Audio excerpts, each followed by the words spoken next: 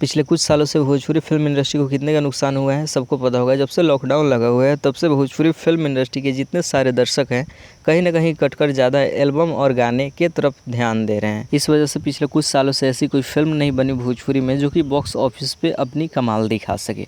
लेकिन हाल ही में रिलीज़ हुआ पवन सिंह और रवि किशन की एक फिल्म जो कि बिहार में बहुत अच्छी कमाई की है। तो आज की इस वीडियो में इसी फिल्म से रिलेटेड बहुत सारी बातें करेंगे। उससे पहले वीडियो को लाइक नहीं किया तो कर लीजिए, चैनल को सब्सक्राइब जरूर कीजिए ताकि ऐसे ही अपडेट सबसे पहले आपके पास पहुंचे। पवन सिंह और रवि किशन की फिल्म मेरा भारत महान बिहार, झारखंड और उत्तर प्रदेश के सिनेमाघरों में 27 मई को रिलीज़ किया गया था। लगभग 100 से भी ज़्यादा सिनेमाघर में एक साथ रिलीज़ हुआ था। और यह फिल्म अच्छी ओपनिंग ही नहीं बल्कि इस वर्ष जितनी सारी भोजपुरी फिल्म इंडस्ट्री में फिल्में रिलीज़ हुई थी सभी का रिकॉर्ड बिजनेस के मामले में तोड़ दिया है। पहला ब्रांड पवन सिंह ही है।